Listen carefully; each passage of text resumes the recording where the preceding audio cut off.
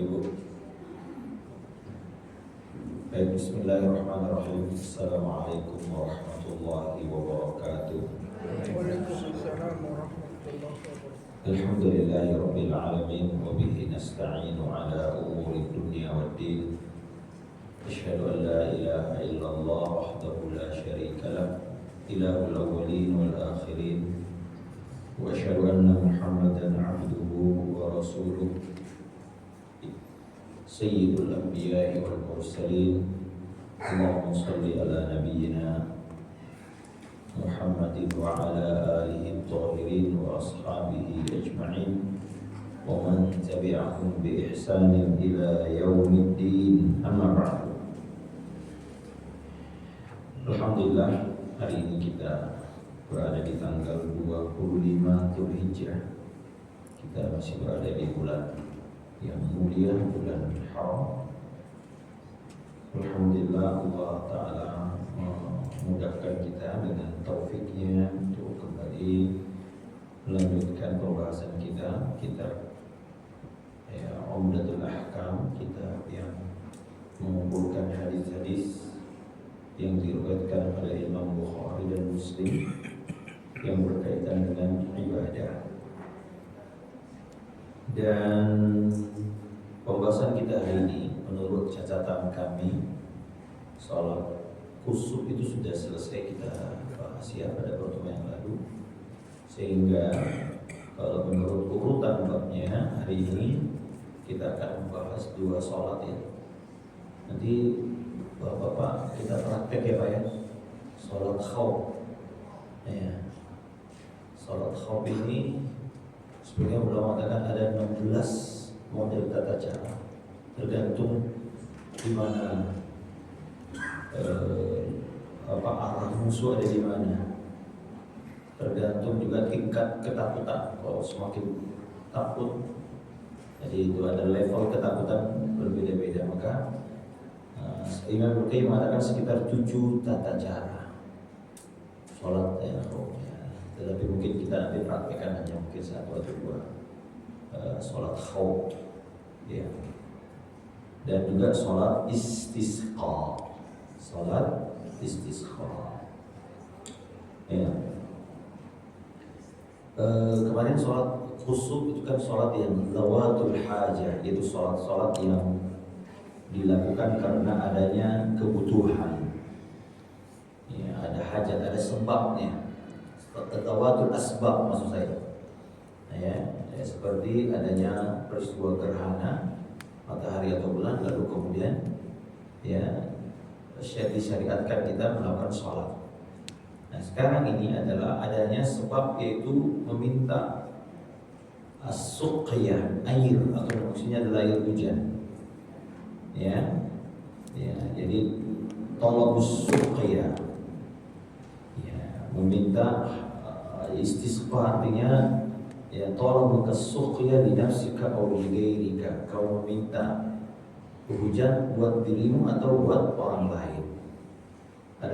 Adapun secara istilah atau secara syariat, yaitu sholat istisqa adalah ya talabuha minallahi ta'ala inda husulil jadab ala wajhin makhsus. Meminta air atau sholat, meminta memohon hujan kepada Allah Azza wa Jalla ketika terjadi kekeringan atau paceklik dan dengan cara-cara tertentu. Nah, apa sebabnya? Kenapa? Karena tadarrurun nasu bil qahd, karena inqita'il amtar. Ketika manusia tertimpa musibah, kesulitan karena al-qahd. Al-qahd itu artinya kemarau yang panjang. Seperti sekarang saya rasanya ibu-ibu bapak sekalian, kita sudah memasuki musim kemarau ya. Rasa-rasanya ya, karena sudah beberapa pekan terakhir ini udah jarang hujan ya. Min inqita'il amtar, karena terputusnya hujan ya. tahurul abar atau karena surutnya air sumur, ya, atau jafabil anhar atau karena keringnya sungai-sungai, ya, tergantung lokasi. Kalau ya mana yang biasa menjadi sumber air, apakah hujan atau mungkin ada danau surut atau sungai atau sumur lalu kering, berarti karena adanya kemarau. Nah, tata caranya memang di dalam beberapa riwayat ada yang Nabi SAW melakukannya ketika sedang khutbah Jumat. Jadi khatib ketika sedang khutbah Jumat lalu berdoa, atau bisa juga secara individu. Kita sendiri berdoa sendiri-sendiri di rumah atau di masjid, ya, antara azan dan qomat, lalu kita memohon kepada Allah Azza wa Jalla agar diturunkan hujan. Nah, atau ya adanya imam atau pemimpin, ya, tokoh yang meminta kepada khalayak atau kepada kaum muslimin untuk keluar di hari-hari yang telah ditetapkan, ya. Kemudian menentukan waktu dan tempatnya supaya banyak orang berkumpul untuk melakukan sholat istisqa secara jamaah. Nah, ini 3 model nih jemaah, ya. Nah, ini semuanya istisqa, semuanya istilah. Nabi SAW pernah melakukan yang khutbah Jumat dan pernah juga dilakukan di, kalau bapak-bapak umroh pasti diajak oleh ustadznya, biasanya mengelilingi Masjid Nabawi. Salah satu yang biasa dikunjungi adalah Masjid Ghamamah. Ya, itulah dulu itu adalah dulu adalah tempat lapangan yang luas yang biasa dipakai Nabi sholat Id dan juga sholat-sholat sunnah yang sifatnya jamaah. Di antaranya adalah sholat istisqa. Di antara sholat istisqa. Baik, kita masuk hadis yang ke as-sabi' wal arba'una ba'da al-miyah, yang ke 147. An Abdullah bin Zaid bin Asim al-Mazini qala, dari sahabat Abdullah bin Zaid bin Asim al-Mazini radhiyallahu anhu, beliau mengatakan kharaja an-nabiy sallallahu alaihi wasallam yastasqi, pernah suatu hari Nabi keluar, maknanya keluar dari rumahnya, ya, menuju ke tempat sholat yang sudah ditentukan, ya. Fatawajjaha ilal qiblati, kemudian beliau menghadap kiblat, yad'u, dan berdoa, wa hawwala ridaahu, ya. Kemudian setelah berdoa beliau membalikkan, bukan membalikkan, ya, menjadikan surban yang kanan menjadi ke kiri. Apa namanya itu, Pak? Yang tadi di sini jadi ke sini, ya, memutar, ya. Nah, ada khilaf ulama apakah ini hanya untuk imam atau untuk semua jamaah yang hadir sholat istisqa. Bapak-bapak, ini kira-kira apa tujuannya memutar surban itu? Sebagai apa, Pak? Waktu kecil, Pak, kalau ada orang pakai baju terbalik, kita bilang ini mau hujan. Nah, kalau itu, Pak, itu takhayul, ya. Sebagai bentuk apa, Pak? Tafaul, ya. Tafaul, lawannya tatayur. Tatayur menyandarkan kesialan. Kalau ini optimisme, ya. Jadi sebagai bentuk penyangatan permohonan doa, Allah Ta'ala mampu membalikkan suatu keadaan dari kering menjadi subur, ya. Sebagaimana membalikkan dari kanan ke kiri, itu kira-kira tafaul, ya, sebagai bentuk sikap optimisme kepada Allah Jalla Jalaluhu. Jadi bukan mitos, bukan khurafat, tapi bentuknya sebagai bentuk penyangatan. Ya, terawali kita mengatakan, ya Allah, Engkau mampu melakukan sesuatu, membalikkan sesuatu yang dari A ke B, dari hujan, dari kering menjadi hujan, dari miskin menjadi kaya. Allah Ta'ala mampu melakukannya, ya. Yuhawwilu, makanya ada kata-kata la haula wala quwwah. Haul itu artinya berpindah dari satu keadaan ke keadaan yang tidak ada yang mampu kecuali Allah Azza wa Jalla, yang mampu memindahkan kita dari maksiat menjadi taat, Jadi syirik menjadi tauhid. Jadi bid'ah menjadi sunnah. Siapa yang mampu memindahkan atau merubah keadaan makhluk Allah Azza wa Jalla, makanya kita katakan la haula. Hanya kalau kita mendengar hayya 'alas shalah, hayya 'alal falah, apa jawaban kita? La haula. Maknanya ya Allah, tidak ada yang mampu merubah keadaanku menjadi orang yang tidak menuju menjawab ucapan atau panggilanmu kecuali Allah Azza wa Jalla. Itu maknanya.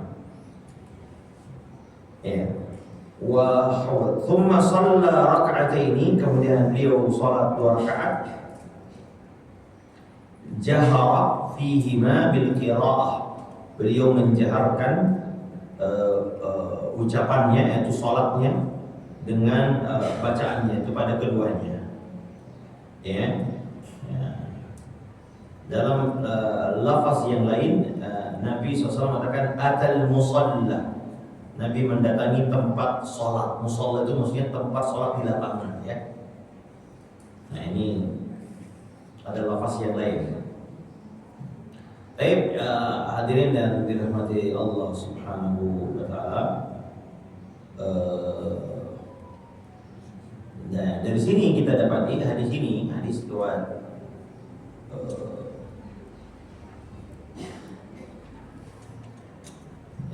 Al-Bukhari dan juga riwayat Muslim, adalah apa di antara faedahnya bahwasanya ada syariat salat istisqa.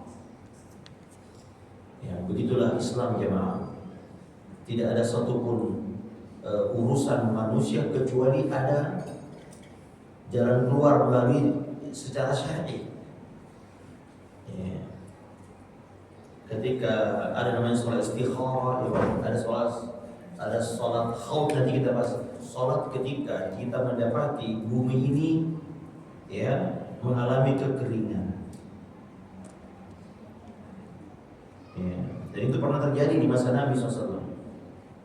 Maka beliau keluar bersama kaum muslimin, yaitu para sahabat, menuju tanah lapang untuk mengerjakan sholat dan dengan tujuan memohon hujan kepada Allah Azza wa Jalla. Di sini disebutkan beliau menghadap kiblat karena ya sangat salah satu adab berdoa adalah menghadap kiblat.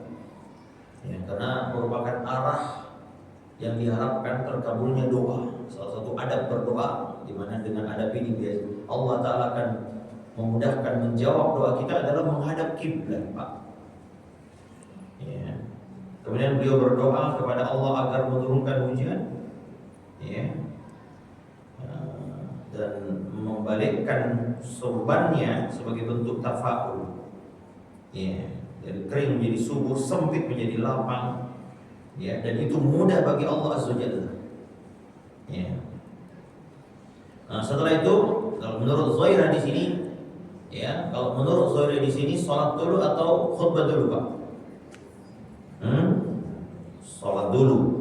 Karena beliau mengimami sholat istisqa 2 rakaat dengan bacaan, karena sholat tersebut merupakan sholat yang dilakukan. Ada khilaf ulama apakah sholat dulu atau khutbah dulu.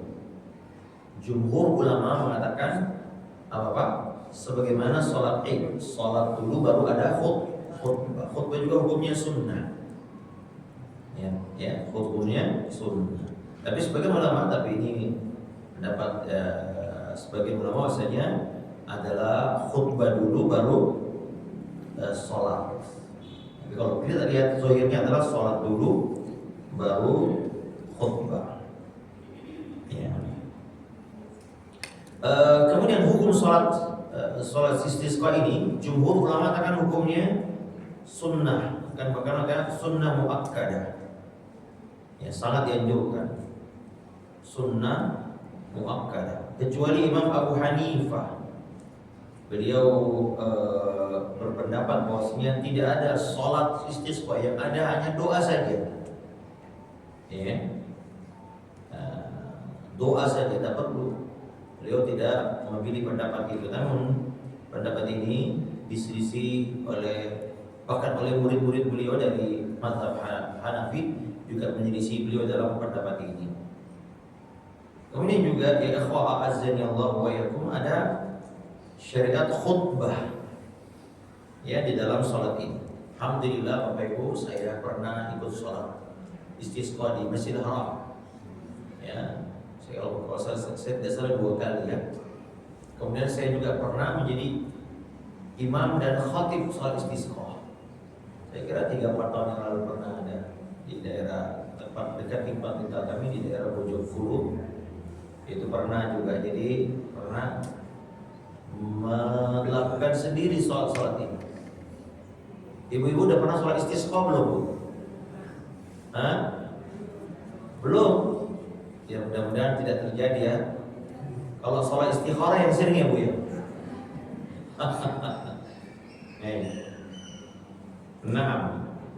Nah, di dalam sholat ini ibu-ibu, di dalam khutbah ini hendaknya imam ibu-ibu menyampaikan ya wasiat atau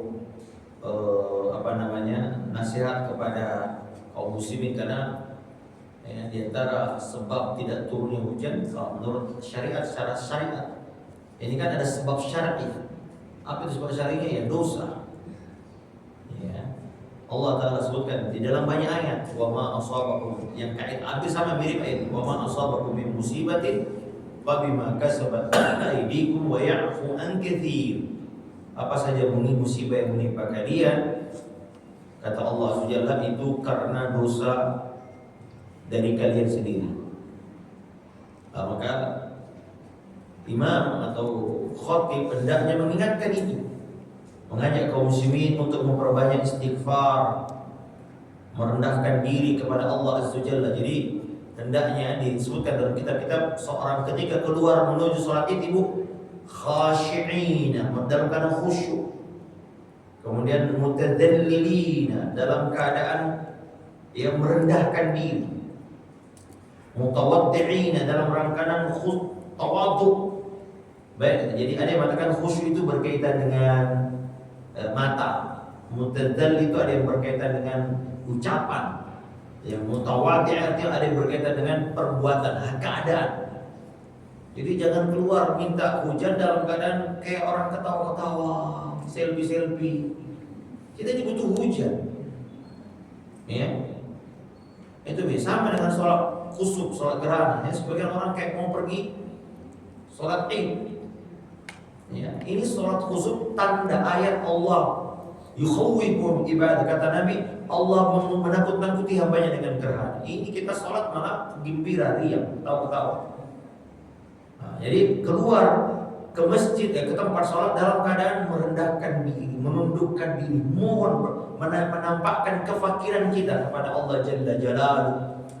Kenapa? Karena dialah Allah Azza Jalla menurunkan hujan. Wa yunazzilul ghaits wa innahu mafatihul, kata Allah, di Allah Ta'ala memiliki pintu-pintu, kunci-kunci perbendaharaan. Di antaranya apa? Wa yunazzilul ghaits. Dialah Allah yang menurunkan hujan. Hujan ini ya ikhwan adalah poros rezeki, poros kehidupan jasmani maksud saya. Adanya hujan ya ikhwan, yang menumbuhkan, menyuburkan, kita bisa hidup. Kalau tidak ada air bagaimana? Tumbuhan bisa hidup, hewan-hewan bisa makan, ya, dengan adanya hujan. Ya, kemudian mengingatkan kaum muslimin untuk meninggalkan semua dosa, meninggalkan kezaliman, seruan untuk bertobat kepada Allah Jalla Jalaluhu. Mungkin pernah dengar hadisnya, Nabi sallallahu alaihi wasallam pernah menyebutkan 5 dosa yang juga menyebabkan 5 musibah yang diakibatkan dosa itu. Nabi pernah bersabda, ya ma'asyaral muhajirin, hai para muhajirin, khamsun idza tulitum bihinna wa a'udzu billahi an tudrikuhunna lam tadhharil faqr. Ada 5 perkara yang jika kalian lakukan, aku mohon agar kalian tidak tertimpa hal-hal yang akan terjadi jika kalian melakukan 5 ini. Ya, ini yang pertama adalah apabila perbuatan zina. Fahisyah itu bukan zina, Pak. Semua hal-hal yang berkaitan dengan dosa yang berkaitan dengan syahwat, LGBT, apalagi perselingkuhan, itu fahisyah namanya. Pacaran, itu fahisyah. ya, hatta yu'linu biha, sampai mereka menampakkannya, bahkan membangga-banggakannya. Kan orang pacaran bangga-bangga, Pak. Berzina membanggakan, ditampakkan maksudnya. Illa fasya fihim at-ta'un wal awja' allati lam takun marat fi aslafihim alladziina madaw. Yaitu akan tertimpa penyakit menular dan kelaparan yang belum pernah mereka alami sebelumnya. Ini diantara akibat kalau perbuatan zina, keji dan teman-temannya itu menyebar. Dan yang kedua, ya, kata Nabi SAW, walam yang kusul mikyala wal mizan. Ketika orang-orang mengurangi takaran dan timbang, curang dalam ekonomi, Pak. Illa ukhidhu bis-sinina wa syiddatil ma'unah. Kecuali mereka akan tertimpa, ini Pak, masa sulit, Pak. Sulit cari kerjaan. Ya apa harga naik. Sekarang dolar sudah berapa? Sudah 17.500, sudah seperti 17 Agustus dong ya. Udah berapa? Ini Pak, dosa ini harusnya Pak. Kenapa bisa dolar seperti ini? Sebabnya adalah dosa, diantaranya disebutkan Nabi sini Pak apa? Dosa curang. Orang dagang curang. Barang-barang yang tidak mencurangi pembeli, penjual mencurangi pembeli atau pembeli juga begitu. Banyak praktek-praktek kecurangan dalam jual beli. Ya, kecuali akan terjadi masa sulit. Dan juga ada Nabi SAW mengatakan wa jawrus sultani alaihim, kezaliman penguasa akan menimpa mereka. Allah. Ini Pak, jadi kalau ada kita merasakan ada pemimpin menzalimi kita, ya introspeksi diri, bisa jadi kita sebabnya adalah banyak kecurangan terjadi. Di mana-mana sekarang suap, Pak. Ya enggak? Kita mengurus sesuatu, Ibu, ya. Kalau nggak ada pulus, nggak mulus katanya. Kalau bisa dipersulit, kenapa dipermudah katanya? Nah itu urusan. Nah ini begini nih Bu. Allah kasih kita penguasa yang zalim nanti. Nah, kemudian yang ketiga, nah ini yang kaitannya dengan hujan Pak. Ini katanya dengan hujan. Ya. Walam yamna'u zakat amwalihim illa muni'ul qitam minas sama. Tidaklah mereka enggan mengeluarkan zakat illa muni'u, kecuali air hujan akan ditahan dari langit. Walau lal bahaimu lam yumtiru, kalau bukan karena Allah tidak melihat hewan dan manusia, maka Allah tidak akan menurunkan hujan. Jadi jangan bangga ada hujan, bisa jadi itu karena untuk hewan. Allah membutuhkan untuk hewan-hewan. Ya. Dan di sini apa Pak? Tidak mau mengeluarkan harta yang memang ada haknya orang lain di situ. Itulah di antara faktor ya dosa. Tapi jemaah yang dirahmati Allah, kita nggak bahas 5-5-nya karena fokus kita di situ ya. Tapi jemaah yang dirahmati Allah Subhanahu wa taala, jadi inilah salat istisqa ya. Kemudian juga para ulama berbeda pendapat tentang posisi khutbah dan sholat. Di sebagian riwayat disebutkan khutbah dilakukan setelah sholat, tetapi di sebagian riwayat juga bahwasanya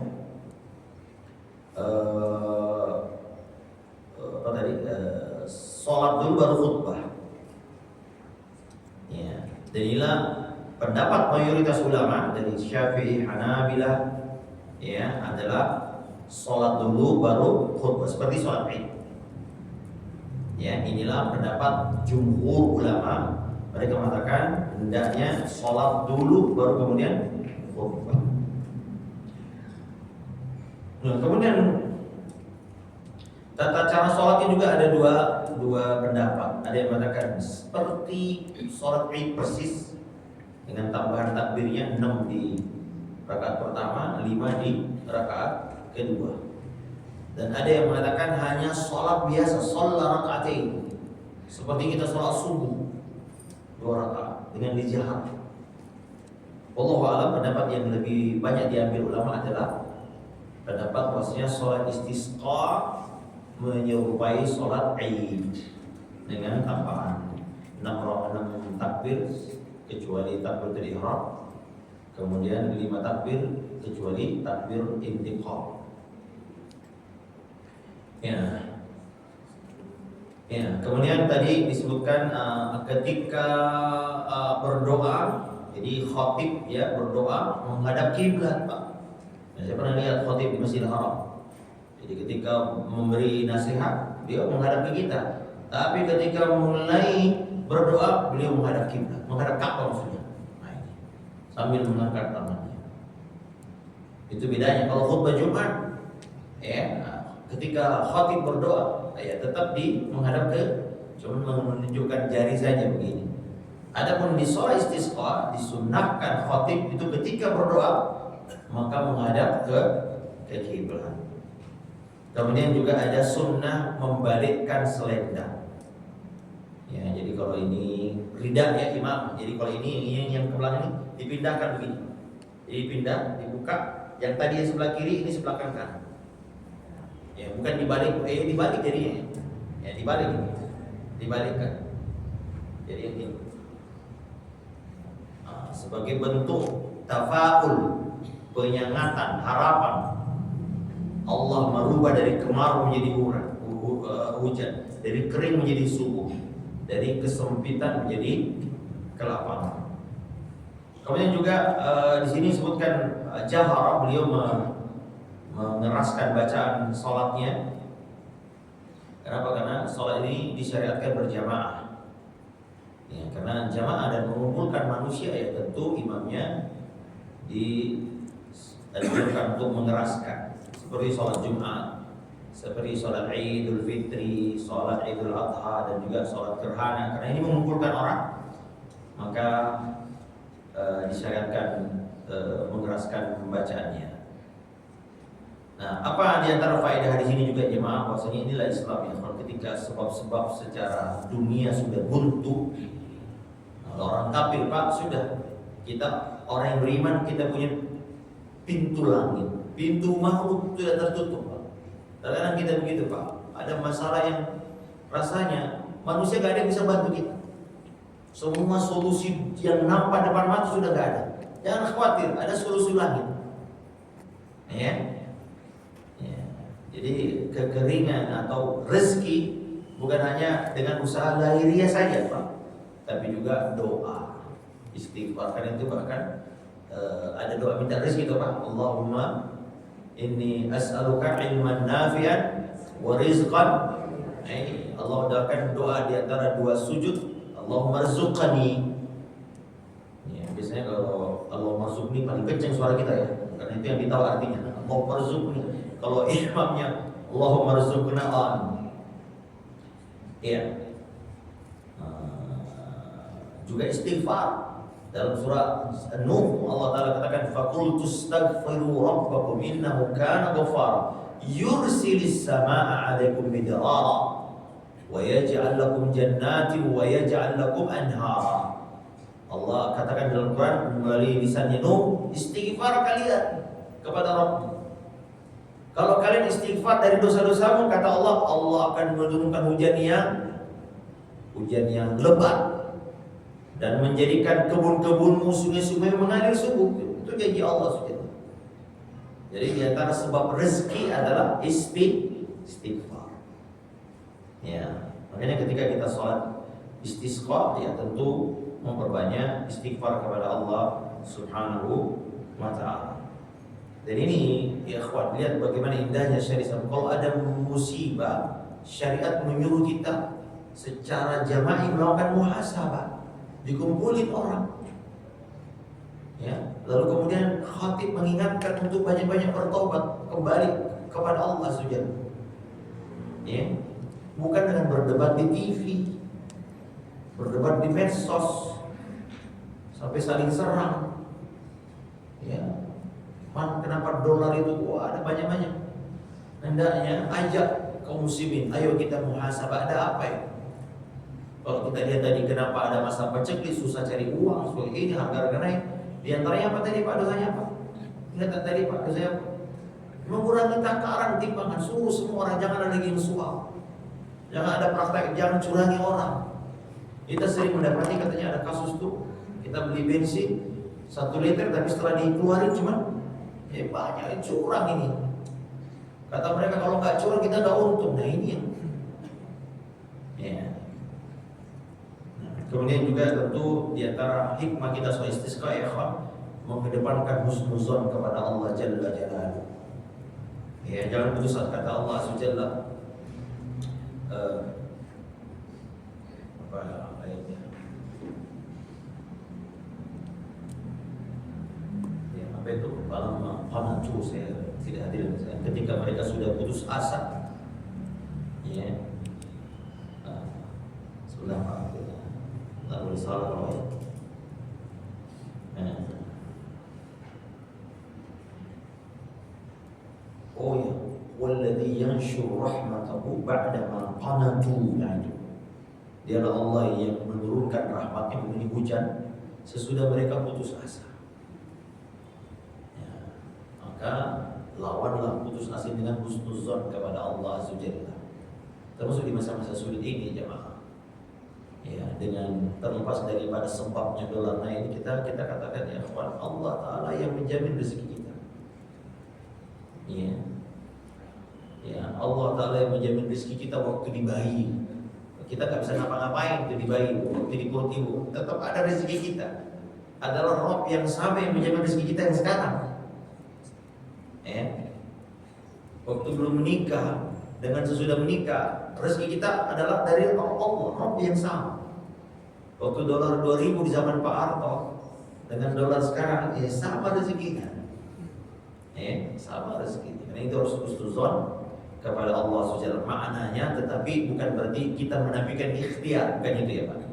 Tetapi kita mengambil sebab-sebab, mencari sebab, tetapi kita hati tetap berhusnuzon kepada Allah Subhanahu wa ta'ala. Kemudian ini juga ada pelajaran akidah di sini Bapak Ibu, bahwasanya ya, iyyaka na'budu wa iyyaka nasta'in. Di negeri kita ini Pak, ada yang namanya profesi pawang hujan. Ya ini tidak benar ini minta hujan kepada makhluk. Ya, tapi kata Nabi SAW, idza sta'anta fasta'in billah wa idza sa'alta fas'al billah. Kalau minta tolong kepada Allah Azza Jalla. Kalau minta sesuatu, mintalah kepada Allah Subhanahu wa ta'ala.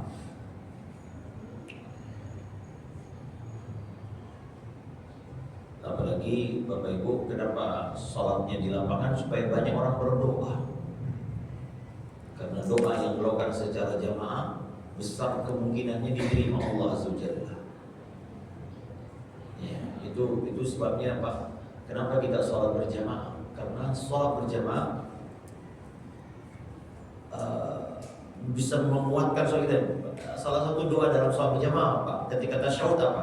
Assalamu alayna wa ala ibadillahi sholihin. Apa artinya itu Pak? Ya Allah, semoga keselamatan atas kami. Perhatikan kata kami. Maka siapa yang masuk kami di situ? Yang paling utama, yang paling pertama dimaksud adalah yang ada di waktu berjamaah itu. Berarti kalau kita sholat berjamaah Pak, satu orang berdoa, kita masuk dalam doanya dia. Ya, bayangkan kalau kita sholat di Masjid Istiqlal, ada ratusan ribu orang sholat. Satu orang mengatakan assalamu alayna, maka yang dimaksud selamatlah semua yang ada di masjid itu. Makanya orang yang tidak sholat, kata para ulama, orang yang menyakiti kaum muslimin. Kenapa? Karena dia tidak pernah mendoakan saudara muslimnya. Nah, sama dengan kita ini jamaah melaksanakan berapa agar dapat mengundang banyak orang, dan banyaknya orang yang datang kita katakan lebih berpeluang untuk dijawab karena banyak yang berdoa. Banyak yang berdoa. Ya, mungkin di sana ada orang soleh. Ya, tetapi tentu saja ya kawan, keluarnya kita ke lapangan dalam keadaan kata ulama harus menampakkan kefakiran, kelemahan, kerendahan, ketidakberdayaan, dan menampakkan kebutuhan kita kepada Allah Subhanahu wa ta'ala. Oleh karena itu kita dapati jamaah hampir semua lafaz-lafaz doa itu diawali dengan mengakui kefakiran, kelemahan kita. Apa doanya Nabi Yunus? Nabi Yunus. La ilaha illa anta subhanaka inni kuntu minadh. Juga doanya Nabi Musa. Inni bima anzalta alayya min khairin faqir. Ya Allah, aku fakir. Di antara ada para ikhwan menempat baik secara ucapan maupun dalam keadaan.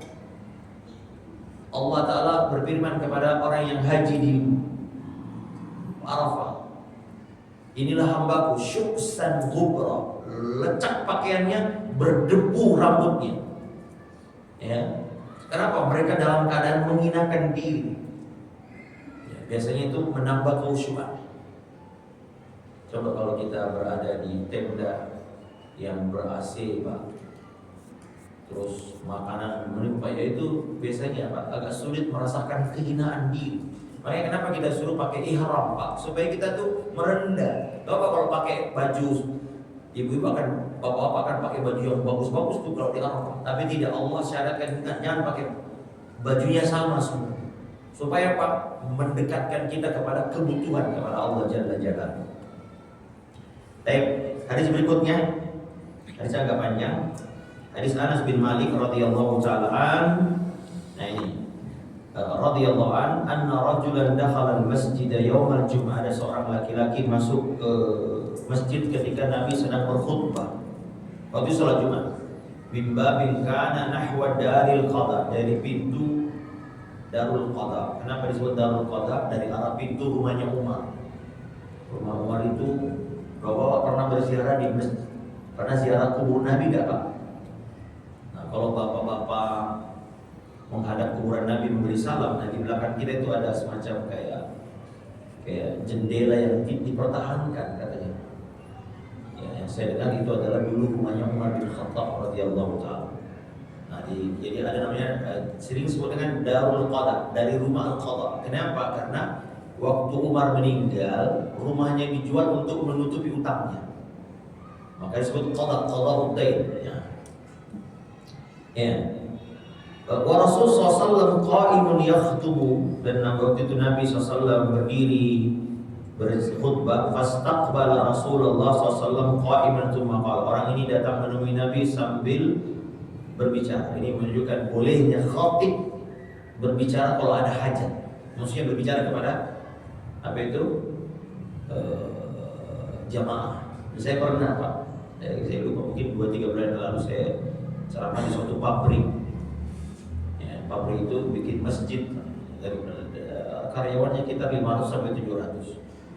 Nah, pada saat khutbah ada di belakang karyawan ngobrol dari awal khutbah sampai pertengahan ngobrol terus, Pak. Terdengar suaranya kenceng. Langsung saya berhenti khutbah. Pak, tolong Pak yang di belakang jangan ngobrol. Ini khutbah Jumat, Bapak wajib mendengar. Jangankan ngobrol, ngomong diam kepada orang lain aja kehilangan pahala. Bapak mau kehilangan pahala khutbah Jumat, sayang. Berhenti, Pak. Nah, konon kabarnya setelah itu sekarang Ustaz setiap Jumat gak ada yang ngobrol lagi. Dia kata ngobrol masih belum susah dari dulu, Ustaz. Namanya mungkin capek apa ya. Nah, ini bukan pengajian. Kalau pengajian boleh aja ngobrol. Tapi kalau khutbah Jumat wajib. Bapak mau kehilangan pahala, mau ngomong diam kamu, nah itu nggak boleh. Padahal manfaatnya ada. Tidak boleh ngomong. Nah itu boleh, Pak. Kalau ada hajat, ya. Ada hajat kita boleh dan yang mengganggu, atau ada orang jamaah pingsan. Ya, Pak. Ada dokter nggak? Ada yang pingsan tuh, Pak. Nah itu boleh kalau ada hajat. Nah, ketika berkhutbah ada yang laki-laki datang, ya Rasulullah, halakat al-amwal, binasa harta kami. Maksudnya binasa harta itu, ya kekeringan yang banyak, harta sedikit, panen nggak ada. Ya, wang qata'at as-subul, jalan-jalan sudah terputus. Maknanya kita nggak bisa lagi melakukan perjalanan, onta lemah, nggak ada yang bisa dipakai untuk melakukan perjalanan. Fada'ullah ta'ala yughithuna, maka mintalah kepada Allah agar memberikan hujan kepada kami. Qala, maka kata Anas bin Malik, farafa'a Rasulullah sallallahu alaihi wasallam, beliau langsung mengangkat tangannya. Tsumma qala, lalu beliau berkata, Allahumma aghithna, ya Allah, turunkanlah hujan kepada kami. Al-Ghaus, ya, turunkanlah hujan kepada kami. Maka kata Anas, fala wallah, dia bersumpah demi Allah, ma nara fis sama'i min sahabin wala qaza'atin wa ma bainana wa baina sal'in min baitin wala darin. Ya, kata beliau, demi Allah saat itu kami awalnya tidak melihat ada awan sedikit pun di langit. Kalau Bapak pernah ke Madinah, itu kalau melihat ke langit jarang ada awan, Pak. Ya, nggak pernah hujan, jarang hujan. Beda Indonesia, Pak. Kalau kita jalan ada awan, di sana nggak ada awan. Bapak melihat ke langit jarang sekali ada awan. Ya. Nah, kata beliau, antara masjid yang kami sedang sholat dengan ada satu bukit gunung kecil, ya beberapa mil, 1 mil dari masjid, namanya Gunung Salak atau Bukit Salak. Ya, dan itu tidak ada bangunan. Ya, tapi ketika Nabi SAW berdoa, setelah beliau berdoa, faqala'at min wara'ihi sahabatun, tiba-tiba dari arah belakang gunung itu datanglah sahab, ini awan.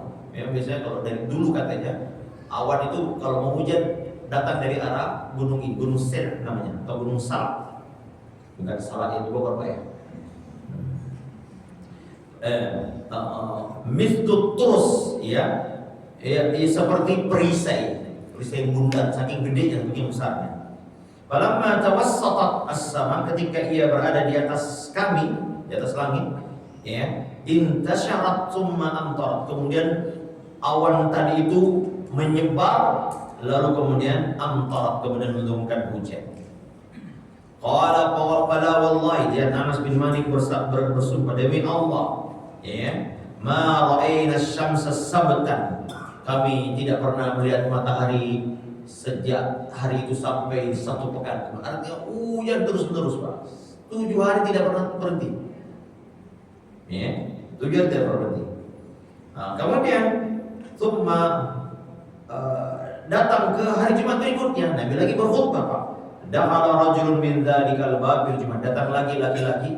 Perawi di sini tidak tahu apakah laki-laki yang sama atau laki-laki yang lain. Dari arah yang sama. Nabi sedang berkhutbah, apa kata beliau? Ya Rasulullah, halakat al-amwal, binasa lagi harta. Wa qata'at subul, juga jalan-jalan terputus karena nggak bisa, karena banjir, Pak. Kalau kemarin harta tidak ada, ini kebanjiran, Pak. Banyak banget, Pak. Ayo, bayangkan satu pekan. Ya. Fada'ullaha an yumsikaha anna, maka mintalah kepada Allah agar Allah Ta'ala menghentikan hujan ini. Ya. Qala farafa Rasulullah SAW yadayhi, kemudian Nabi SAW mengangkat tangannya. Beliau mengatakan, Allahumma hawalaina wala alaina, ya Allah, alihkan hujan ini ke sekitar kami, bukan di atas kami. Coba Nabi SAW ini bijak beliau. Beliau tidak mengatakan, ya Allah hentikan hujan, tapi Nabi SAW mengatakan, alihkan, hawalaina wala alaina. Allahumma adal akam, ya Allah turunkan hujan di atas akam itu tanah yang sedikit menonjol. Apa namanya kalau kita bilang gundukan? Wadhira, yaitu tanah yang lebih tinggi lagi, namanya bukit biasanya. Wa butunil awdiya, atau di lembah-lembah. Ya, wa manabitis syajar, atau di tempat-tempat pohon-pepohonan. Qala fa aqla'at wa kharajna tamshi bisyamsi, kemudian kata beliau, ya hujan pun berhenti, aqla'atnya, lalu kami keluar berjalan di bawah sinar matahari, dan tadinya hujan pekat, Pak. Setelah itu, ini termasuk mukjizat Nabi kita yang mulia sallallahu alaihi wasallam. Ya. Makanya para ulama mengatakan semua mukjizat yang ada pada nabi-nabi sebelumnya ada pada Nabi kita yang mulia sallallahu alaihi wasallam. Ya, di antara mukjizatnya beliau berdoa mustajab. Ya. Baik, jemaah. Mari kita lihat apa makna hadis ini, ya kawan. Makna global. Pertama, ketika Nabi berkhutbah, ada orang datang dan dia menyampaikan hajatnya. Hewan ternak banyak yang mati, sumber penghidupan terganggu, perjalanan menjadi sulit karena tidak ada yang bisa dipakai. Ya, masyarakat mengalami kesulitan yang berat, maka Nabi langsung berdoa pada saat itu di hadapan jamaah, tampak tidak turun dari mimbar, mengangkat kedua tangannya. Nah, ini menunjukkan bahwasanya di antara ada berdoa mengangkat kedua tangan. Dalam mengangkat kedua tangan ada khilaf ulama. Apakah dalam semua doa mengangkat tangan? Nah, sebagian ulama mengatakan di momen-momen di mana Nabi mengangkat tangan, kita mengangkat tangan. Dan tidak ada riwayat dia tidak mengangkat tangan, kita tidak mengangkat tangan. Tapi asalnya doa itu mengangkat tangan. Tapi ada momen Nabi tidak mengangkat tangan. Ya. Seperti khutbah Jumat, beliau hanya memberi isyarat dengan tangan seperti itu. Ya. Bukan seperti ini. Begini, khutbah Jumat. Ya, tapi ketika minta hujan beliau mengangkat tangannya dan di dalam riwayat ini katanya sejajar dengan wajahnya seperti itu. Nah,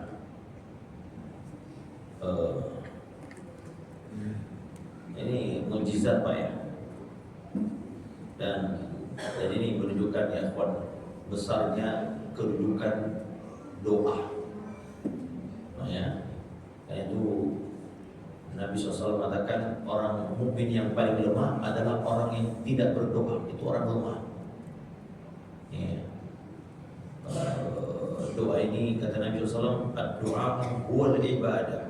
Doa itu intinya ibadah. Padahal banyak ibadah, sholat, puasa ibadah. Tapi Nabi SAW menyebutkan karena di dalam doa menampakkan inti ibadah, menampakkan kebutuhan, menampakkan kerendahan diri. Ya, itulah ketika kita berdoa. Jangan remehkan doa jemaah. Doa ini ibarat obat. Ketika kita sakit Pak, ya, maka doa adalah obat yang paling bermanfaat ketika kita mengalami kesulitan. Ya, sayangnya jemaah yang dirahmati Allah SWT, doa ini sering diremehkan orang. Kenapa? Orang ini kadang-kadang sudah mulai materialisme Pak. Kalau enggak sebab itu enggak zahir, mereka enggak percaya. Apa berdoa? Apa manfaatnya doa? Lebih baik kita bekerja keras kan? Ini kan ekonomi lagi sulit Pak. Jangan enggak usah berdoa. Mereka meremehkan kalau kita bilang bapak-bapak tawakal ya. Ya enggak tawakal. Emang tawakal bisa? Pada Allah Ta'ala kata, "Wa may yatawakkal 'ala Allah fa huwa hasbuh." Siapa yang bertawakal kepada Allah, Allah yang akan mencukupinya. Ini namanya sebab syar'i. Tapi bagi orang yang lemah imannya Pak dianggap. Padahal orang yang lemah kata Nabi orang yang tidak berdoa. Ya. Maka Masya Allah jemaah lihat nih bagaimana kekuatan doa yang sangat. Dan boleh kita juga yang kebolehan meminta doa kepada orang yang kita yakini adalah orang yang dekat dengan Allah SWT. Jangan sembarang minta doa ibu. Ada orang datang Pak doain ya, ya minta kepada orang yang kira-kira ya orang soleh di tengah-tengah kita. Ya. Yang masih hidup ya, kalau ada pun orang soleh yang sudah meninggal tidak boleh berdoa kepada mayat, berdoa kepada kuburan, penghuni kubur tidak ada. Jadi syariat. Ya. Makanya ketika di zaman Umar radhiyallahu taala pernah juga terjadi macam itu Pak. Mereka tidak datang ke kuburannya Nabi, ya Rasulullah yang ada di kubur. Tolong kami enggak ada hujan. Tapi kepada siapa Umar datang? Kepada pamannya Nabi Abbas radhiyallahu taala. Dulu ketika Nabi kami berdoa minta kepada Nabi, sekarang engkau pamannya Nabi kami minta kau berdoa. Abbas radhiyallahu masih hidup. Boleh. Ya. Nah, dan ini juga doa Nabi ya Allah bukan hentikan hujan. Dan ini salah satu Islam mengajarkan apa? Keseimbangan. Tidak boleh kita menolak nikmat. Makanya ikhwan Nabi melarang kita mencela hujan. Ya, bahkan kita mengatakan Allahumma shayyiban nafi'an. Ya Allah jadikan hujan ini bermanfaat. Bukan jangan katakan ya Allah jangan turunkan hujan. Jadi kalau ibu ada hajatan nih, ini musim hujan, ya Allah jangan sampai hujan deh. Tapi ibu yang benar adalah apa? Ya Allah, kalau engkau takdirkan hujan maka ya Allah alihkan ke tempat yang lebih membutuhkan. Engkau yang paling tahu ya. Ini Nabi mengatakan alihkan ke bukit, ke gunung atau ke tempat-tempat banyak tumbuh-tumbuhan. Ya. Nah, padahal jamaah lihat waktu itu Anas bin Malik mengatakan tidak ada tanda-tanda awan ada. Tapi Nabi SAW berdoa ada keyakinan. Kata Nabi SAW, "Ud'ullah wa antum muqinuna bil ijabah." Di antara ada berdoa ibu keyakinan bahwasanya Allah akan mengijabah doa kita. Dan itu Allah katakan, ud'uni ustajib lakum. Berdoa aku jawab. Padahal sebab-sebabnya kita nggak ada. Sebab zahir ya, kata Anas bin Malik, tidak ada satupun gumpalan awan di atas langit. Biasanya kan kalau ada awan kita marah, oh ini ada mau hujan. Ini sama sekali tidak ada, cerah. Ya. Tetapi demikianlah Nabi mengajarkan kita sallallahu alaihi wasallam berdoa dengan penuh keyakinan. Ya. Jangan kita lihat besar kecilnya sebab, tapi melihat kepada siapa kita berdoa, yaitu kepada Allah Subhanahu wa ta'ala. Baik, kemudian ada khutbah berdiri, kemudian jadi jumhur ulama mengatakan khutbah Jumat tadi istisqa bisa dengan sholat khusus di tengah lapangan, bisa dengan pada saat khutbah Jumat, atau bisa dilakukan masing-masing individu. Ya.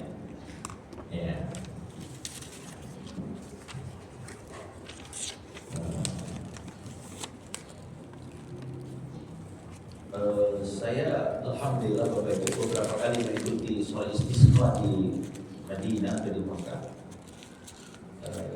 Memang tidak langsung hujan, tapi biasanya 3 sampai seminggu sepekan.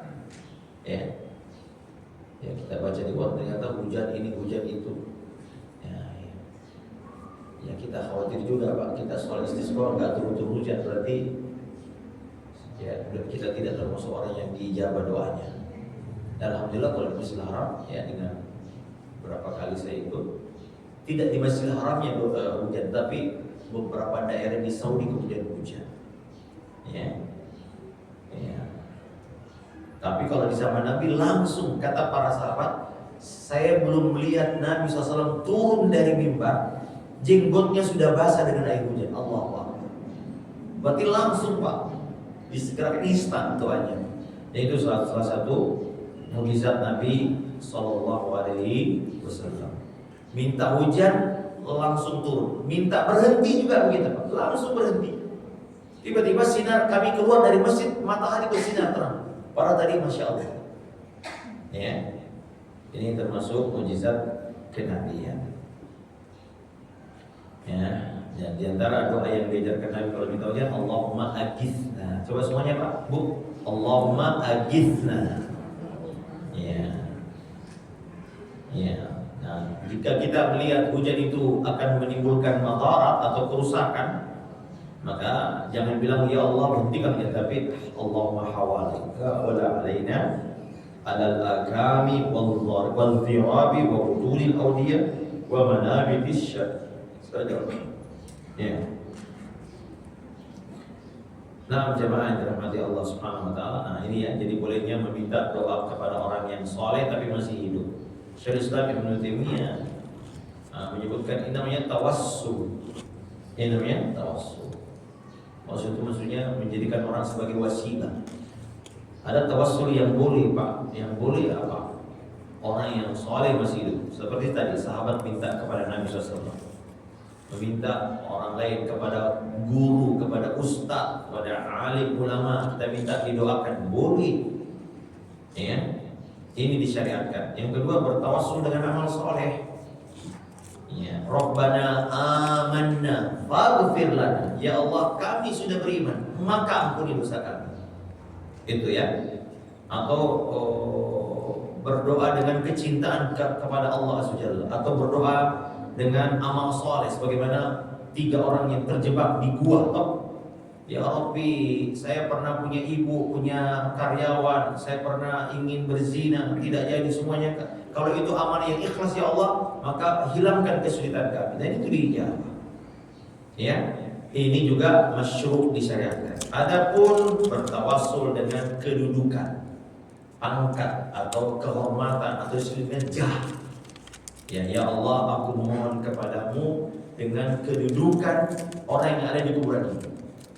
Ya, maka menurut pendapat yang terpilih Syaikhul Islam Ibnu Taimiyah, ini tawassul yang tidak dibolehkan karena tidak ada dalil yang mensyariatkannya, dan satu dzariyah, menutup pintu kesyirikan.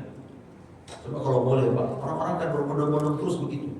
Gak usah lagi berdoa di masjid, tapi datang saja ke ini. Akhirnya orang akan lama-lama meyakini bahwasanya sebabnya adalah orang yang di situ.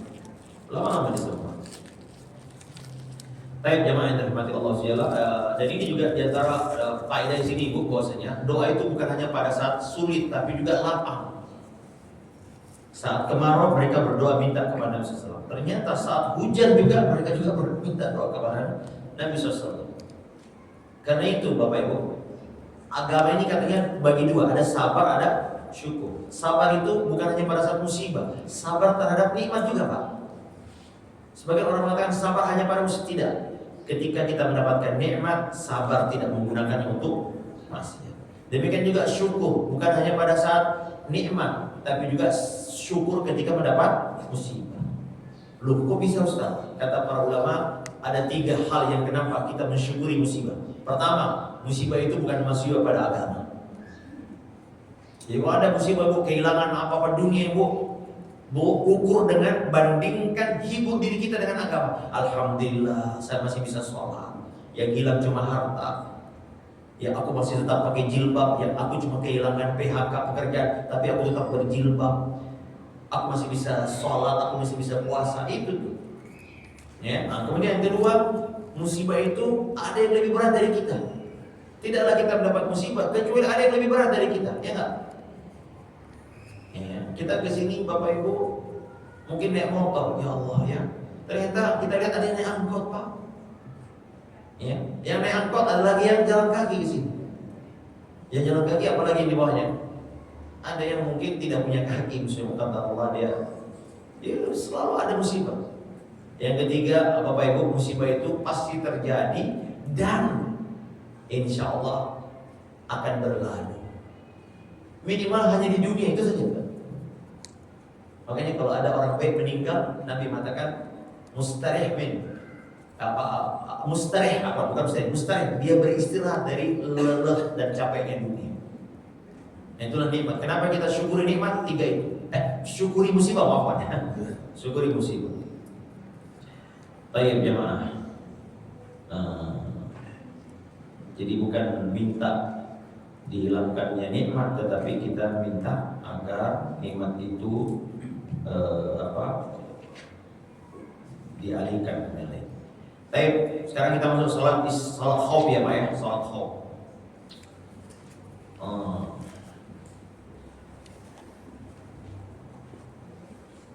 Salat khauf ini, khauf artinya apa? Takut, lawannya aman. Dan salat ini dilakukan baik ketika kita safar maupun juga di dalam keadaan kita mukim. Ya. Jadi ibu bapak, salat ini sebabnya adalah al-khauf, bukan peperangan saja ya. Salah satu yang menyebabkan perang itu memang perang jihad, qital. Ya, musuh di depan mata ya. Itu siapa yang tidak takut Pak? Semua orang punya tabiat takut. Tetapi juga ibu ketika takut mencekam, ibu misalnya kita di rumah tiba-tiba ya kita khawatir ada mungkin apa ya gempa yang susul menyusul ya, gempa susul menyusul, atau mungkin ya ada angin topan yang ya kita nggak tahu, atau ada perampok atau apa begitu yang dulu di tahun 98 ya. Ingat gak ibu-ibu?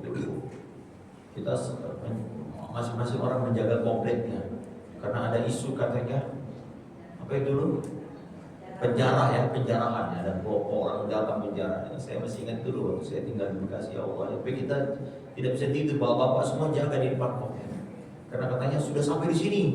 Waktu itu belum ada WhatsApp ya, udah sampai di sini. Kita nggak bisa tidur.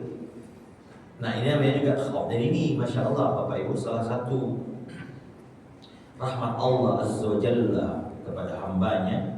Allah Ta'ala mensyariatkan salat yang namanya salat khauf. Salat apa itu? Salat khauf. Ya. Salat ketika kita dalam ketakutan yang memuncak. Dan memang ibu, salat ini berbeda-beda ya. Ada banyak sekali modelnya. Nah, Allah Ta'ala menurunkan syariat ini salat khauf ada yang mengatakan pada tahun ke-6 Hijriah itu, tapi juga ada yang mengatakan pada saat Dzatur Riqa, yaitu setelah perang Khaybar, ya. Dan ini ibu-ibu, bapak sekalian, keringanan dari Allah Azza wa Jalla, bentuk kemudahan Allah Ta'ala menjadikan agama ini wa ma ja'ala 'alaikum fid-dini min haraj. Kata Allah, Allah Ta'ala tidak menginginkan kesulitan dalam agama ini. Itu bapak ibu. Ya, maka ya, ini rahmat bagi kita Pak. Kita bisa meraih dua kebaikan, keuntungan, sholat tepat waktu, sekaligus kita tetap bisa waspada terhadap ancaman yang akan menimpa kita. Ya. Sebagian orang, Bapak Ibu, mohon maaf ya, ada orang, saya pernah mengunjungi orang yang sakit di rumah sakit. Saya diminta keluarganya tolong nasihati Ustaz. Loh, kenapa? Ini keluarga saya sakit, selama sakit dia tidak pernah sholat. Loh, katanya ribet. Nah ini nggak diajarin Pak, harus diajarin bagaimana Ibu.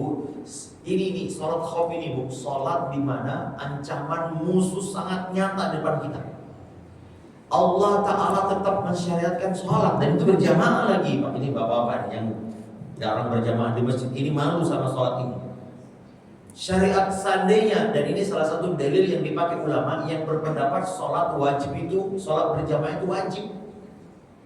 Kata mereka, seandainya tidak wajib, tentu di saat perang dan bersenjata lagi, dan musuh ancaman depan mata, tentu Allah tidak suruh kita Allah Ta'ala sebutkan, idza kunta fihim fa aqamta lahumus shalah faltaqum ta'ifatun minhum ma'ak.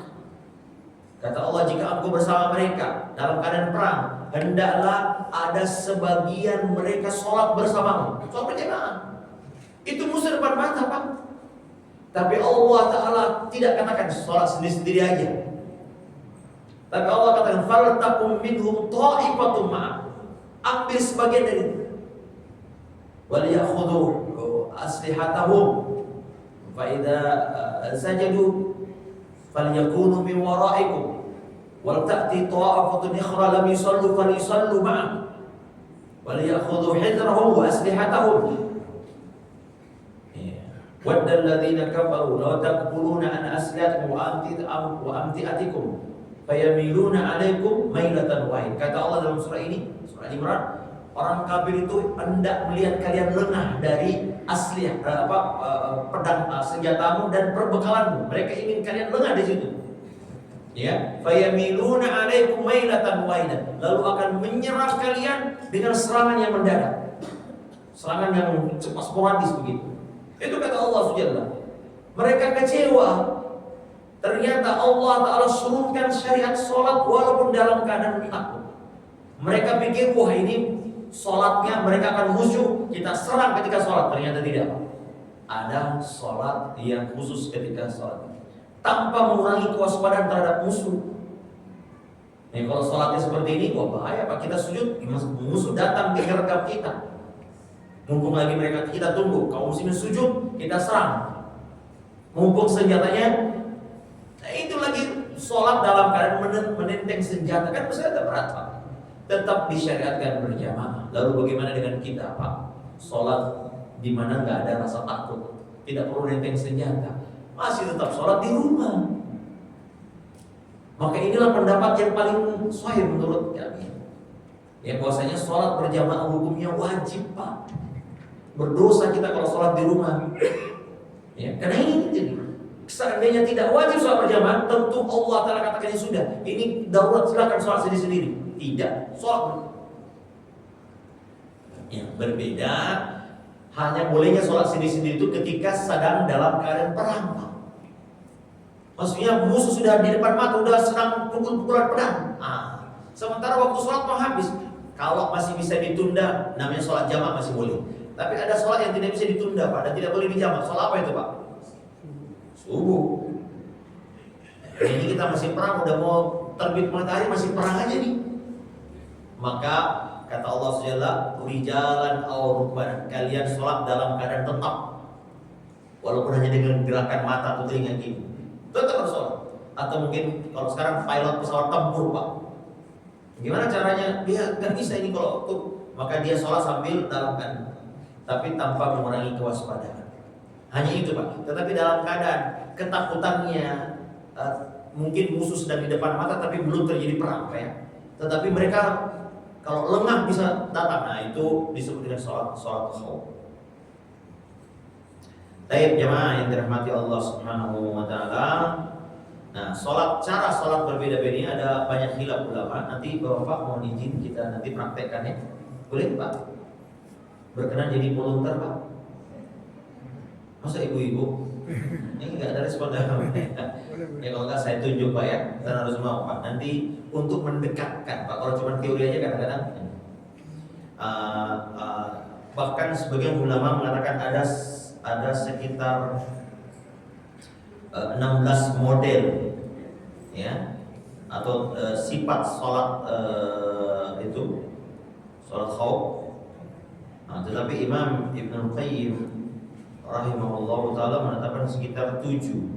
Imam An-Nawawi mengatakan 16 tata caranya. Imam Ibnu Hazm mengatakan 14 tata caranya. Bahkan Ibnu Arabi mengatakan 24 tata cara, model maksudnya. Sedangkan Ibnu Qayyim rahimahullah lebih merajikan pendapat sekitar 6 atau 7 tata cara. Nah, dari mana semua kok banyak-banyak cara saat ini? Banyak variabelnya Pak. Biasanya berdasarkan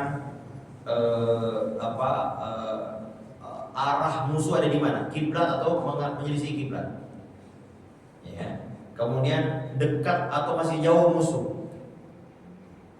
Kemudian juga tingkat ketakutan ringan, sedang atau berat.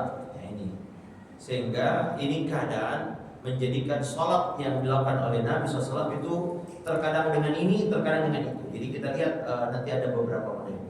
Tapi mungkin kita hanya 2 atau 3 model ya Pak ya. Baik, kita lihat jemaah yang dirahmati Allah Subhanahu wa taala.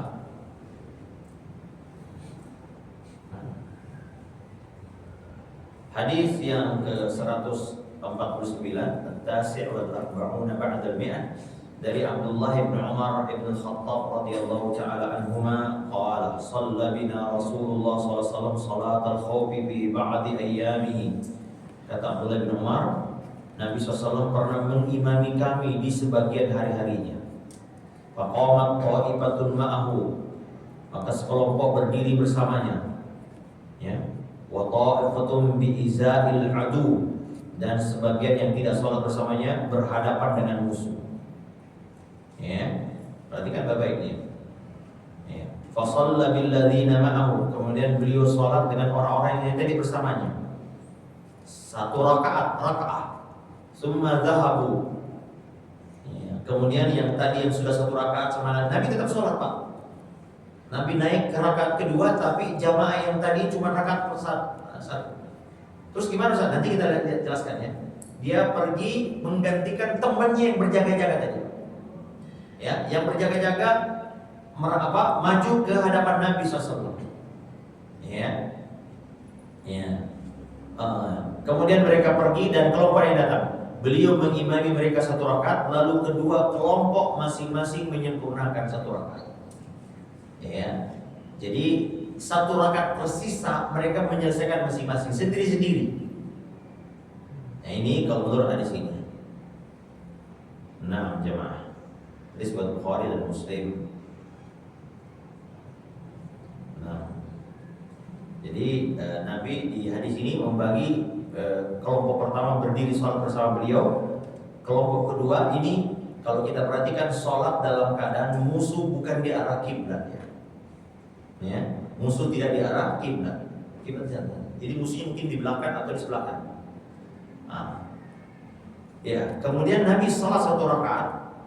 Selesai rakaat tersebut, yang di belakang Nabi pergi ke posisi penjagaan dalam keadaan masih lagi. Jadi mereka tetap sholat, makanya boleh ngobrol. Jadi mereka mundur dari rakaat pertama, tapi menggantikan temannya, tapi dalam keadaan tetap sholat, tapi menghadap musuh ini. Ya. Nah, yang tadi yang menjaga masuk ke Nabi SAW, berarti dia Nabi rakaat kedua, yang ini rakaat berapa? Rakaat pertama. Ya. Nah, lalu datanglah kelompok kedua yang berjaga, Nabi mengimami mereka 1 rakaat. Setelah itu Nabi mengucapkan salam. Nah, adapun masing-masing kelompok kemudian menyempurnakan kekurangan 1 rakaat yang tersisa, sehingga setiap orang memperoleh 2 rakaat. Jadi di mana mereka menyelesaikan ya masing-masing sendiri-sendiri, rukuk sendiri-sendiri, salam. Ya, nampaknya kalau kita perhatikan ini sholat dalam keadaan musuh tidak di arah kiblat dan sedikit rasa takutnya agak berat ini. Karena cuma 1 rakaat bersama Nabi SAW. Ya, ada nanti yang 2 rakaat bersama Nabi, tapi gantian. Nah, ini biasanya agak ringan rasa takutnya. Ini menunjukkan ya ikhwan a'azanillahu wa iyyakum, sholat tidak gugur dalam kondisi apapun. Ini menunjukkan keagungan sholat, Pak. Ibadah yang sangat agung. Bahkan di tengah perang, ancaman yang sangat besar, Allah Ta'ala tetap memerintahkan mereka sholat sesuai dengan kemampuan. Dan hanya saja Bapak Ibu pelaksanaannya ya dibangun di atas kemudahan.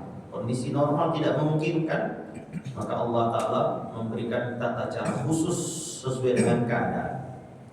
Dan ini ya kawan, coba lihat, menggabungkan tawakal dan ikhtiar. Jadi katanya ya kawan, sholat itu tidak menghadap ke bawah Pak, tapi menghadap ke musuh. Kenapa? Tidak mengurangi kewaspadaan. Kita begini, Allah. Ya kalau kita menghadap ke sini, musuh tiba-tiba merasa, kita nggak tahu Pak. Nah ini menunjukkan bahwasanya menghadapkan mata arah pandangan ke bawah itu ya tidak wajib. Boleh, yang dilarang hanya melihat ke atas, boleh ke depan. Tetapi harus diakui kata ulama, menghadapkan pandangan ke arah sujud itu lebih mudah untuk mendatangkan khusyuk dalam keadaan normal. Kalau ini enggak, boleh. Ya, gitu. Tayyib jemaah yang dirahmati Allah Subhanahu wa taala.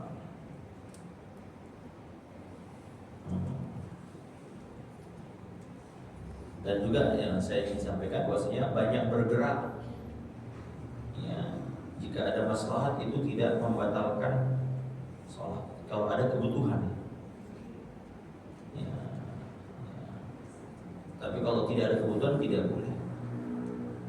Ya, seperti yang banyak dilakukan orang Pak, merapikan jenggot. Bahkan saya pernah lihat ada orang sholat sambil ngitung uang Pak. Saya itu waduh, menghitung uang ini gerakan tidak dibutuhkan. Mungkin dia ingat tadi, waduh, jangan kurang uangnya tadi langsung dia. Atau gerakan yang kadang-kadang mungkin perbaiki ini, atau mungkin lihat apologi, perbaiki, tidak dibutuhkan. Tapi yang dibutuhkan itu apa misalnya? Orang yang mengganggu masalah sholat, apa itu? Gatal. Gatal di sini Pak. Kalau tidak digaruk semakin gatal. Ya, maka kita boleh garuk. Sekedar menghilangkan gatal, tapi jangan lama-lama Pak, bunyi terus sepanjang waktu sholat. Gini lagi, ya tidak ada itu. Atau mematikan handphone kalau kita lupa men-silentkan.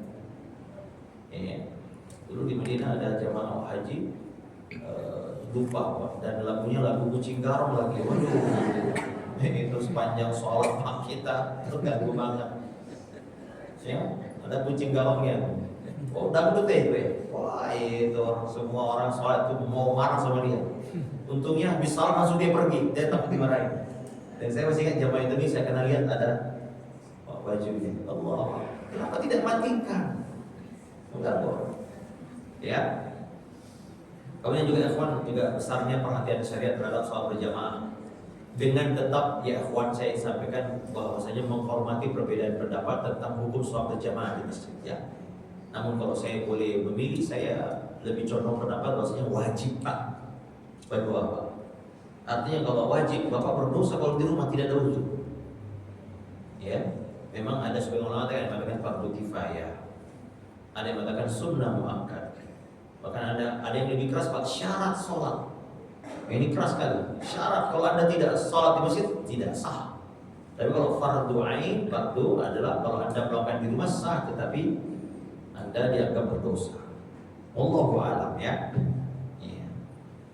Ini sholat di tempat waktu dan berjamaah, padahal waktunya dan kondisinya sangat berat, Pak. Tetapi ini menunjukkan ibadah ini ibadah yang sangat agung di sisi Allah Azza wa Jalla. Tetapi pada saat yang sama, ya, waspada. Kata Allah Azza wa Jalla dalam ayat itu juga khudhu hidrakum. Ya, khudhu hidrakum. Ayatnya panjang. Idza qumta bihim fa aqamta lahu as-salata faltakum ta'ifatun minhum wal ya'khudhu aslihatahum. Fa idza sajadu falyusallu min wara'ikum. Fa idza sajadu faltakum min wara'ikum wa ta'ti ta'ifatun ukhra lam yusallu falyusallu ma'ak wal ya'khudhu hidrahum wa aslihatahum. Hendaklah mereka tetap waspada. Suruh sholat, Pak, tapi Allah katakan hendaklah tetap mereka tidak mengurangi kewaspadaan terhadap musuh.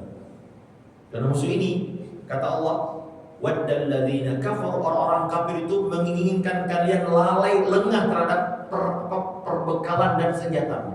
Fayamiluna 'alaikum mailatan wahidah, dan mereka akan menyerang dengan serangan satu kali yang sporadis. Nah, jemaah. Oke. Kita masuk ke hadis Rasulullah. Nanti contohnya belakang. Hadis yang ke-150. Al-khamsuna ba'dal mi'ah.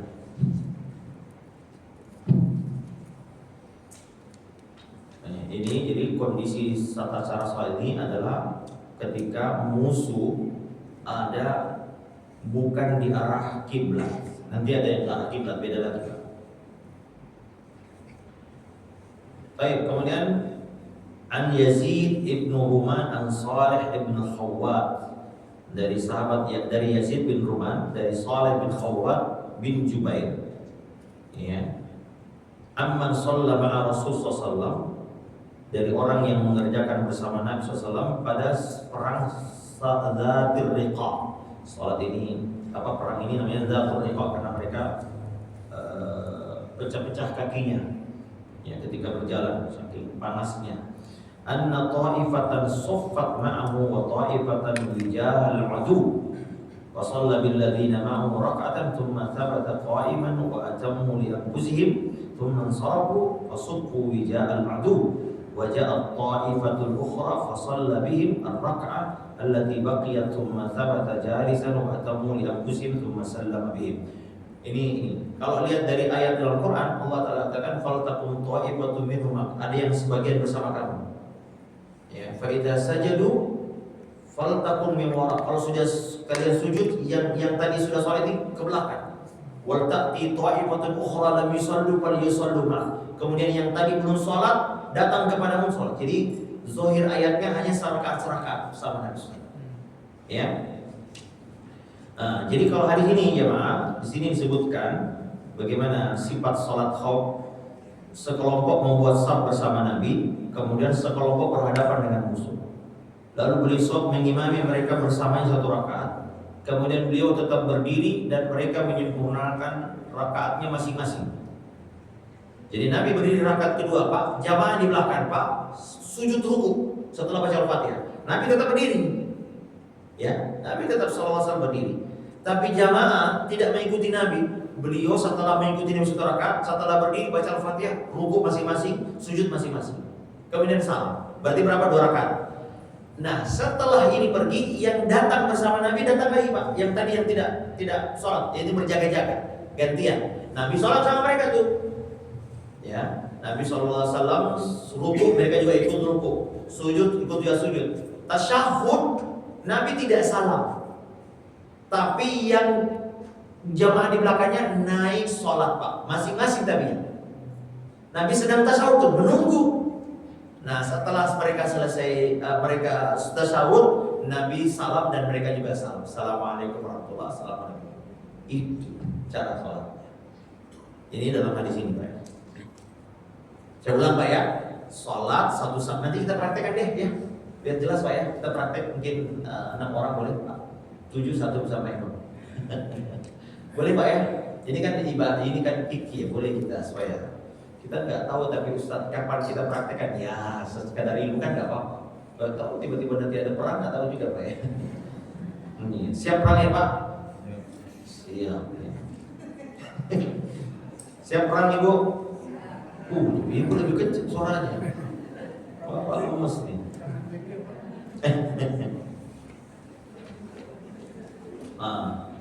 Kita sebutkan lagi hadis yang ke-151, tata cara sholat berikutnya, ya.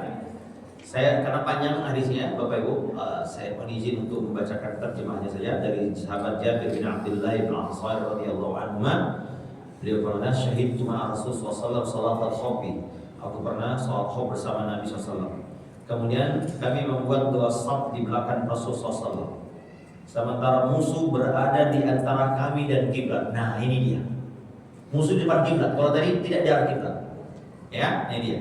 Rasulullah SAW takbir dan kami takbir semuanya. Jadi kalau sholat ini semuanya sholat, Pak, nggak ada yang berjaga. Ya, nanti kita perhatikan. Jadi semuanya sholat. Kalau tadi kan dibagi 2 tuh. Ini semuanya sholat bersama Nabi SAW. Tapi apa bedanya? Lihat. Kemudian beliau ruku dan kami ruku semuanya. Kemudian beliau bangkit dari ruku dan kami bangkit dari semuanya. Kemudian beliau turun untuk sujud. Nah, tetapi yang sujud bersama beliau adalah saf yang di belakang Nabi saja. Saf pertama. Sedangkan saf yang di belakang tetap berdiri menghadap musuh. Nah, ini musuh terkecoh. Wah, nggak jadi kenapa? Ternyata tidak semua sujud. Yang di belakang tidak sujud, tapi tetap berwaspada melihat musuh. Nah itu ya. Ketika Nabi, Pak, nanti saya nggak usah bimbing ya, Bapak udah tahu kan ya. Bapak nanti praktek sendiri. Nanti kalau salah saya seterap ya. Nah, ketika Nabi menyelesaikan sujud, sedangkan saf di dekatnya telah berdiri, saf di belakang turun untuk sujud. Nah, setelah Nabi berdiri bersama saf pertama, yang di belakang tadi sujud, Pak. Jadi tidak ada celah bagi orang kafir melihat kelengahan kita. Ya, tetapi tetap mereka bisa sempurna rakaat. Jadi saf pertama naik bersama Nabi SAW, saf yang kedua sujud. Ya, tadi kan mereka belum sujud tuh. Ya, oke.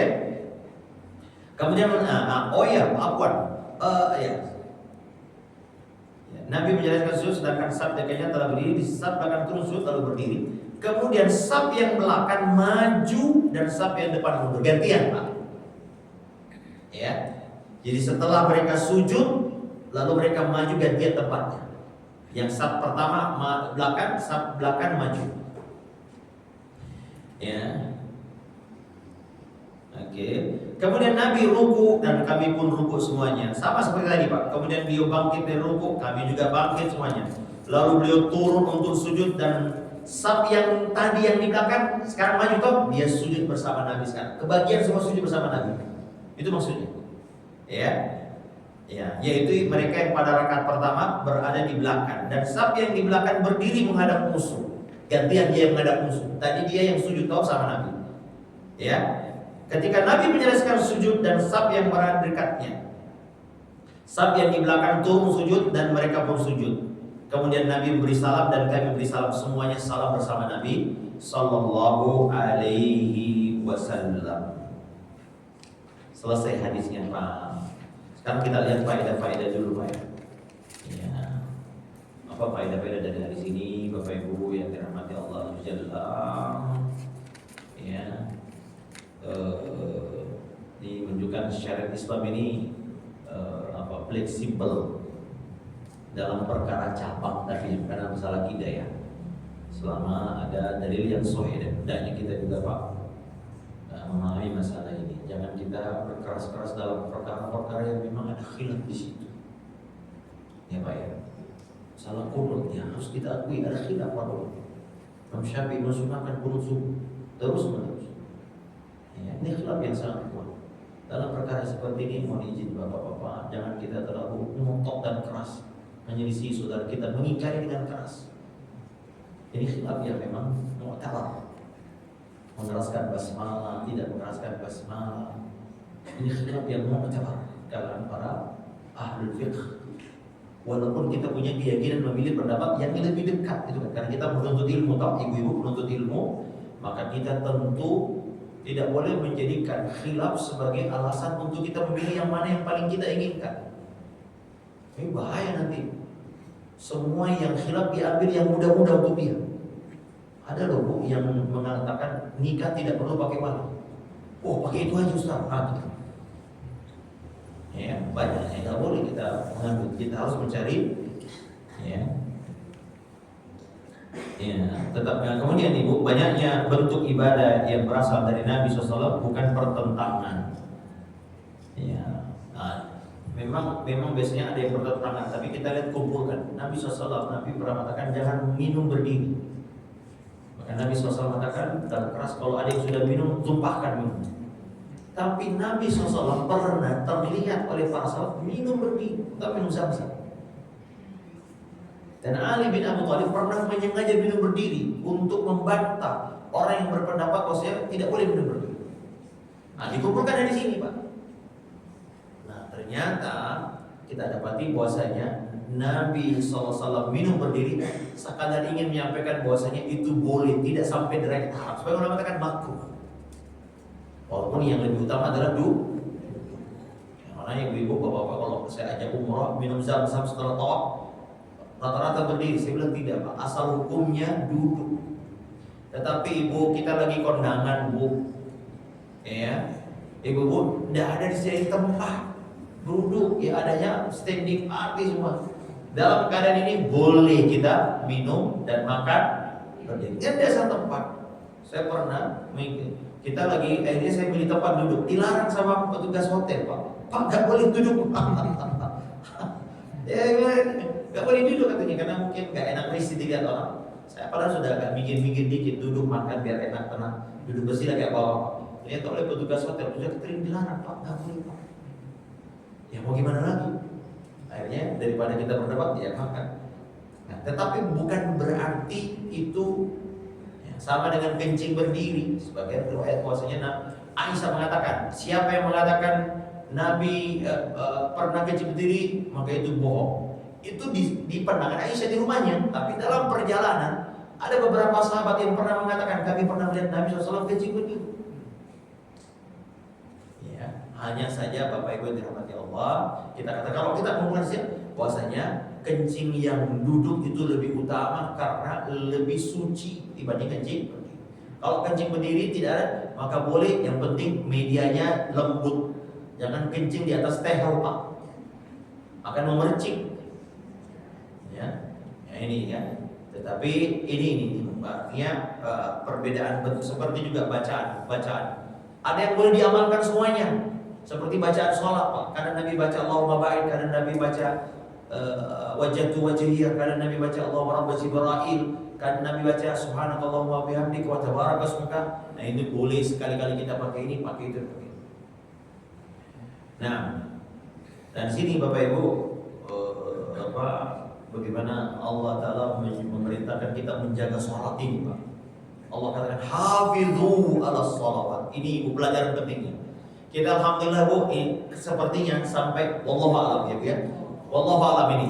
Sepertinya menurut saya ya, wallahu a'lam, kita sampai meninggal mungkin tidak pernah mempraktekkan sholat ini. Ya, alhamdulillah negeri aman. Mudah-mudahan tidak terjadi, Pak. Bapak mau praktekkan nanti praktek nyata. Harus perang, Pak. Dan perang ini adalah perang yang dibawa pemimpin, bukan perang swasta. Ya. Walaupun kita katakan Ibu, sholat ini bukan hanya dalam keadaan perang, tapi bisa juga dalam keadaan rasa takut yang memuncak. Ya. Baik jamaah yang dirahmati Allah Subhanahu wa taala.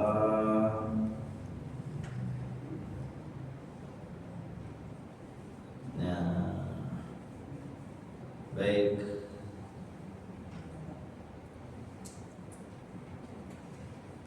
Sekarang kita praktekkan nih Pak ya. Ya Bu ya. Sekedar ilmu saja. Pak boleh 3 orang, yang muda-muda aja deh. Dan yang sepuh jangan kesian. Antum. Oh yang tujuh hitam, Pak Al. Yang muda-muda Pak. Oke. Nah, ayo.